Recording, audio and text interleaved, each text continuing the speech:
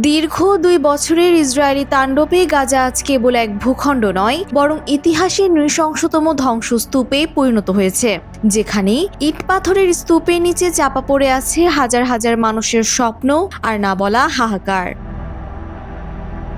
গাজার আকাশ এখন বারুদের গন্ধে ভারী আর মাটি হয়ে উঠেছে এক বিশাল গণকবর।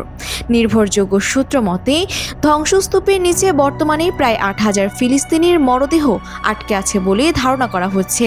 ইসরায়েলি সংবাদ মাধ্যম হারেস জাতিসংঘ উন্নয়ন কর্মসূচির বরাত দিয়ে জানিয়েছে, গত ২ বছরের ভয়াবহ ধ্বংসযজ্ঞের পর গাজার ধ্বংসাবশেষে মাত্র ১%-এরও কম অংশ পরিষ্কার করা সম্ভব হয়েছে।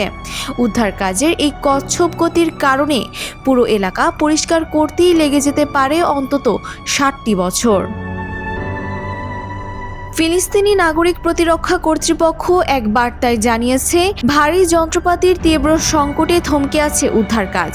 শত শত পরিবার আজ ধ্বংসস্তূপের পাশে বসে প্রহর গুনছে, অন্তত যেন তাদের স্বজনদের নিথর দেহটা উদ্ধার করে সম্মানের সাথে দাফন করা যায়।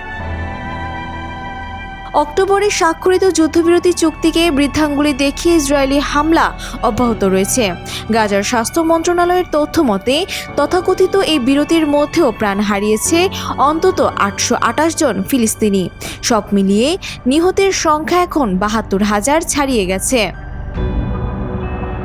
গাজার ৯০% অবকাঠামো আজ ধূলিসাৎ। জাতিসংঘ বলছে, এই ধ্বংসস্তূপকে আবার বাসযোগ্য করে তুলতে প্রয়োজন অন্তত $৭০ বিলিয়ন।